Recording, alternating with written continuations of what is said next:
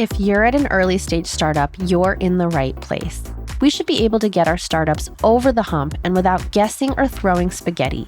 Marketing is an important part of your go-to-market strategy, but you need to understand the why behind the what in order to get clarity, make the right decisions, and get results. Welcome to Season 4, where I'll be asking why in order to help bring more clarity to the messy world of early stage startup marketing.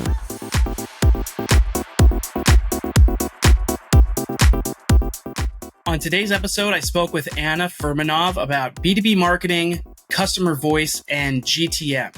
Anna was the head of marketing at two different Series A B2B tech startups in the edtech and food tech space, and was also on Groupon's growth marketing team. And now she runs her own firm helping B2B companies fast track their marketing. So let's dive right into it. Let's start with some context setting here and just, if you wouldn't mind chatting through kind of the core areas of marketing that you're focused on and how you're trying to help B2B companies right now. Yeah, I'm a fractional head of marketing for early stage startups. So I focus mostly on seed funded startups, B2B. Of course, I always get some others trickling in, and it ends up being a good fit for whatever reason. Maybe they're a bit larger, but they're kind of at the stage where I typically work with the seed funded startups. That's sort of where, they need my help. But it's typically seed funded, typically, a certain size, certain number of customers that they have. And it's really just like, that's what I do. I'm a fractional head of marketing. I come in instead of being full-time head of marketing, I come in and do the same things. I actually double checked this with somebody that was like full-time head of marketing at a seed startup. She looked at my process, which we'll get into eventually in this conversation. And she's like, yeah, that's exactly what I do, except you're fractional. So it really does align with what heads of marketing do at seed funded startups. When you're talking about seed versus Series A, there's obvious distinctions there from a business standpoint. When you're tackling that from a marketing standpoint, let's say you get one client that comes in that's a great fit as a seed company, then you got a Series A company coming in and they're a good fit too, and you take both of them on. What does that change in your process and how you think about tackling marketing for those different companies? Yeah. So the reason that I say seed is because over time, I've had my business since 2020. I realized that a lot of the Series A, Series B, typically they have a full-time marketer already. It's at the seed stage where they need somebody strategic and, that fills out their go-to market process, but they can't necessarily hire full-time. So it's a gap. It's been a need. And so that's how I've realized I'm a good fit there. And at the seed stage, they typically, they have the funding, and that's because their method of getting traction has kind of been like looked at and researched. And that's why they got more funding to grow. They might have, anywhere from 4 or 5 customers to 10 customers. It all depends, like what is their average customer value and like what is the product that they're selling. But typically that's where seed stage, that's where I come in. And so that's really the difference between like when I joined full time to headed up marketing at 2 B2B startups, it was at Series A, because really at that point, your growth targets at a certain point, you just can't not hire somebody to fulfill all of the activities. You can't just hire someone that's fractional. You need someone full time working 40, 50 hours a week. Definitely. And shifting focus just a tiny bit before we dive into your process, B2B has kind of become your core focus. Why B2B? What makes that attractive to you as a marketer looking at B2B versus B2C? What would draw you more toward that? I would work in B2C, and I have. I worked at Blistex, the lip care company. I worked at Groupon. I really do love that I have that experience of B2C because they just, like, you don't have to do the explanation. They just get marketing. It's highly valued. It's more so creative. There's a lot of focus on consumer buying habits and consumer insights and product innovation around what consumers are talking about and need. And I love that part. But on the B2B side, it's the actual average customer value is just like so high that you don't need a lot of customers versus B2C side. Like I'm selling one lip care one little product at the Walgreens, and then you get the $3.25 for it versus a bigger deal, larger deals. Like some of my clients, they sell $100,000 product, right? So there's something interesting about that. There's like a sales and marketing component, right? Sales team, marketing team. And I just found that there's more of a need on the B2B side. So I think those are the reasons why I decided to focus on B2B. I also headed up marketing at 2 B2B startups Series A. So I've got that experience. B2C side also, it's very much like direct to conversion, right? There's a lot of focus on the paid ad side, and that's just not something that I focus on with my work. Let's shift a little to the process. I think that'll cover a lot of what we want to talk about today. Leaning into that, if you snoop around your LinkedIn profile, you refer to yourself as the Marie Kondo of startup marketing. Why do you think companies need that, and what does that really mean? Early stage startups are a mess. It is a mess that I super love to clean up. Not everybody likes to clean up that mess. And I think when I started to put that tagline, when I put it on my profile, people connect with me and they're like, oh my gosh, I love it. Oh my gosh, I get it. So I'm glad I used that. And it's really because I help clean up early stage startups' marketing messes. And it's not just marketing, it ends up becoming their go-to market strategy because we'll go through the process. But after we do all of the marketing foundational work, we have to tie that back to, okay, how does marketing fit into your go-to market strategy? How does sales and marketing work together with like, what are you building? What does the product look like today? What are you building into the future? And how do we think about our customers and tie that back to like customers becoming super fans of what we're building to bring in more, new customers for business growth. So hope that explains it. Let's go into it. So You've coined the phrase MaaS to kind of attribute to this system, the process that you built out to basically build out a marketing plan for companies, and starts with where it should start, which is with the customer and what they actually care about and capturing their voice. So when you're looking at the voice of the customer and early on trying to figure out what that is, what are the methods that you're using to collect that, and what do you do with it? Yeah. Even before we kick off the voice of customer research, I have a kickoff meeting with the team and I ask them very important questions, which is, okay, what are you building? Who is it for? What are you solving? What problem are you solving? What pain are you solving for them? What are your benefits? What are the features? I ask them all of these critical questions. And only after that, right, I have some kind of knowledge from the team. Then I schedule those voice of customer research conversations with top customers, super fans that love them, all of their, I try to have conversations with all of their customers, and then warm prospects and maybe even lapsed buyers, people where it wasn't the right fit. Although with early stage startups, you don't really have a lot of lapsed, hopefully, because founders typically they're figuring out positioning, messaging, like target buyer, all that stuff. And so I come in, have these conversations, and what I'm looking for when I have these conversations is, does the pain that you talk about match up to the pain that they're having? Do they talk about you in that same way when I ask them, like, what is this product? What does it solve for you? What's the top value you're getting? How is it changing your life? So such rich insights I'm getting from these conversations.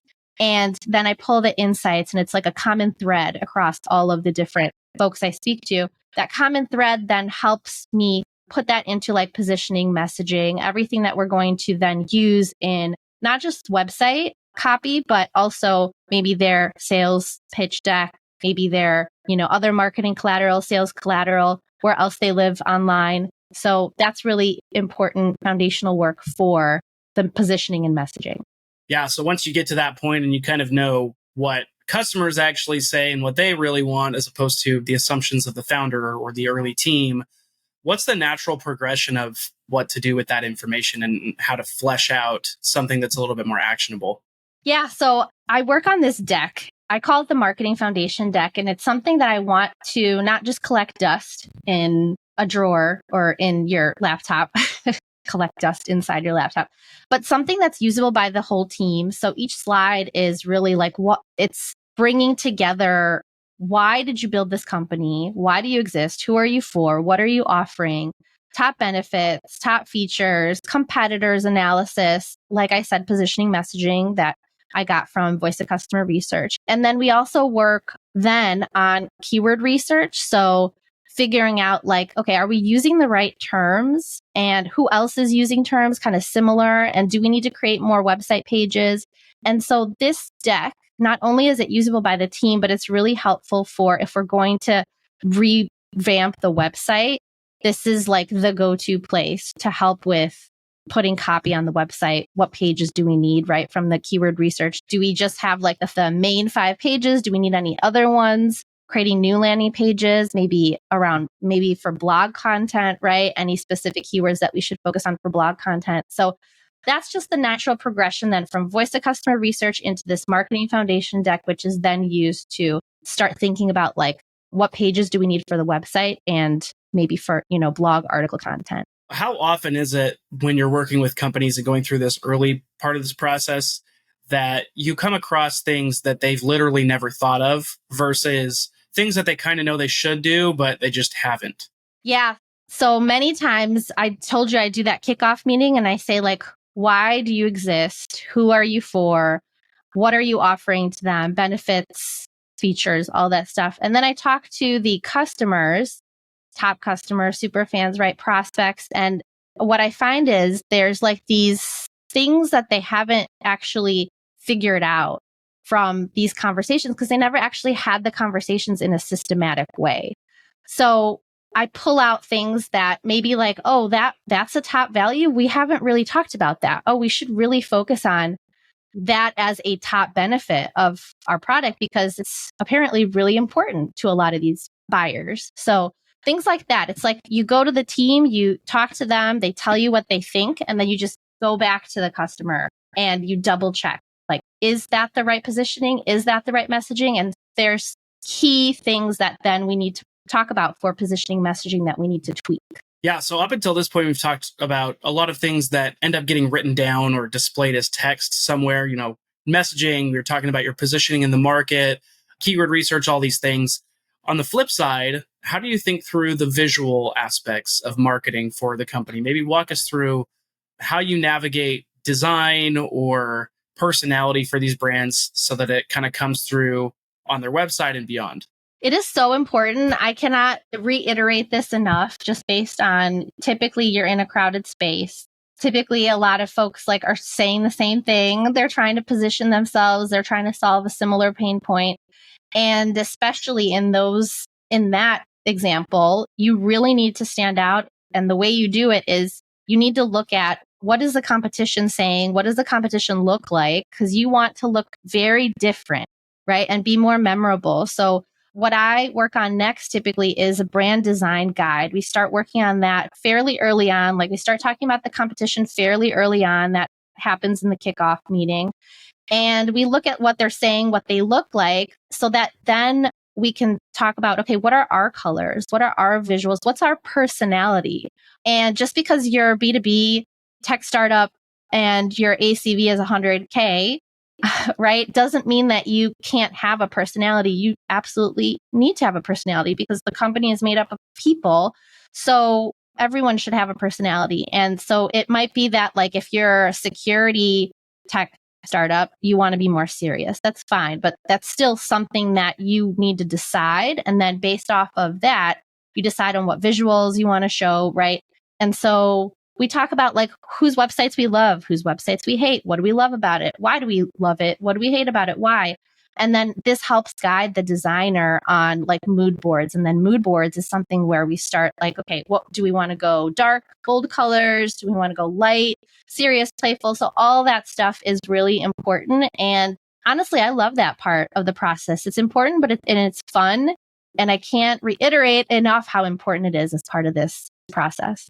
Yeah. And having it all come together, probably the most common place that this all ends up is back on the website in some form. Obviously, you'll talk about your brand, you'll talk about your positioning in other places, but it all coalesces on the homepage and your other website pages as well. So how do you connect all of the dots once you've done different exercises like positioning and messaging and design? These are all very different things. Yeah. So connecting the dots means, okay, I know that I'm going to have to start with like a wireframe of the homepage, a wireframe with like 4 or 5 other pages. Usually you want like a 1 level deeper product page. Usually you want an about us page. Usually if you can, you should put up a pricing page, right? Not necessarily for the 100K product, but it really depends. Usually you want to have like a way for them to book a demo, right? You want to have like just a contact us page. So we talk through all those pages that we need, and then I work on wireframing it out, which is literally just taking a Google Doc, laying out all the sections and the copy and the image ideas. And I do a lot of writing in my work. So it's interesting because I didn't think about it that way, but there is actually a lot of writing when you're building on a marketing foundation for an early stage startup. It is a lot of writing. So wireframing that out, helping the designer with like some ideas for the visuals that match to some of that copy is something that I do as well. And then once the designer has the wireframe of it, they can jump in and start designing. And I've worked with the same designer for years. And so we have this, an ability to kind of get each other by now. When we first started, there was like a lot more back and forth, but now it's almost like, yeah, the engine between me, the marketer, right, and him, the designer, is just a lot faster, smoother, and easier as we work on the website pages. There's more here in the process that maybe we won't get to fully. Speaking of which, like case studies, social proof, things like that, which for a seed company, for example, might be a little bit tricky to at least narrow down. How am I going to get social proof if nobody's using it yet or very few people are? Any thoughts on that part of it, where what you advise companies who may not have any social proof or case studies? Yeah, so that's not where I get involved. I typically get involved where they have customers because I have to start my process with those voice of customer conversations. So they have to have customers. Maybe it's 2 solid ones, maybe 3 solid ones, right? But they have to have customers. If they don't have customers, I can't get involved because I can't kick off the process with the voice of customer research. So I always work on case studies because my clients always have customers. And you need case studies because it's like, you have to have the testimonials. You have to build the trust on your website. When no salesperson is around to build that trust, you need to have that. The case studies are really helpful to like help the prospect get into the shoes of this, who would be a good target buyer? Like, does this person look like me? Are they at a company like me? Do they have the problems that I have? Okay, this seems like a good fit and I should talk to this company. Last part of the process here, I want to chat through, and then you can add on anything else that kind of happens after this as well. But one thing that you talk about is having a wedge in your content strategy. If you wouldn't mind just kind of helping us identify what that really is or what that means, how to look for those unique angles across your content strategy. Yeah, it's tough. Like, so content strategy is 2 things. It's like you need your actual content. What are you going to say? And you need your distribution, like which channels are you going to put out that content, right? So the strategy comes from having those voice of customer conversations, understanding where do these people hang out and what kind of content they already are into. What do they read about to get better in their work? Who do they follow? What events do they go to? All that stuff I cover in the voice of customer conversation. So it's not like I come back and I have to ask them again, right? Which is really, and also for the case studies, it's really helpful because the voice of customer research, I can pretty much use what I covered already in my one-to-one conversations for those case studies. So that's why the research is so important. And so that's the strategy, right? The wedge that I mentioned for the content, your specific content needs to have a wedge that's different from everyone else. It's similar to this idea that like your website needs to be different from the competition. And you could even get some ideas from other industries, like other industries that look completely different from yours. What do you like about it? How is it different? Maybe bring that in, some of that visual into your website. So your wedge needs to be unique, different from everyone else, because how else are you going to stand out? If you say the same stuff, it's just going to be the same boring content. So it's part of the process. I help figure out like, what is the wedge? There's different, we're not going to have time to go into it, but there are different ways to kind of do the research and see like, what is everyone else talking about? And where is there an opportunity to talk about something differently? To like, what is the gap? What is the story that's not being told yet? And really zero in on it and coupled with the strengths of the company, right? Maybe you have certain expertise, maybe your product has certain abilities. And so it really this wedge has to tie into both how you can stand out, but also tie back to what your product does. I want to wrap out here, but want to give you a chance kind of at the end here to give us one piece of advice for any company that really fits your target market, the perfect ideal customer. What advice would you give them that you commonly see those types of companies making a mistake on, that you would just like to preemptively say, like, do this better because it'll help you in the long run? Don't wait to think about marketing. And I think, early stage startup founders, they're wearing a lot of hats as they're building their company, and they're wearing the sales hat, right? That founder-led sales, and they're putting on the marketing hat, although they don't necessarily call it that, because it really ties to like their business and how they're positioning and how they're talking about the company and figuring out like targeting and who they're for and why are they the best fit. So they're already starting this process, but don't wait to scale. Just like why would you wait to scale your sales if you've figured out a way to like have your cold outreach cadence and you're getting bogged down as a founder because you're wearing that hat, but you have to be doing a lot of other things, right? Why would you wait to hire in like an SDR to take over that prospecting process if you want to scale? Don't wait to hire in your marketing leadership to help you then scale, right? The stuff that you've already figured out. You've got your customers, you have your super fans, you've built something that is really valuable. And now you just need to have that marketing foundation, because marketing is a part of go-to-market strategy. It's an important part of it. And if you're missing that piece, or if you're saying like, oh, we'll get back to it next year or the year after, you're missing a really important part of your go-to-market strategy. So that's my recommendation. Thanks for listening to this weekly episode of Modern Startup Marketing. New episodes are dropping weekly, so make sure you're following wherever you get your podcasts. You can find me on LinkedIn, search for Anna Furmanov, visit my website to learn more about how I help early stage startups, go to furmanovmarketing.com, and don't forget to leave a review if you're loving the show.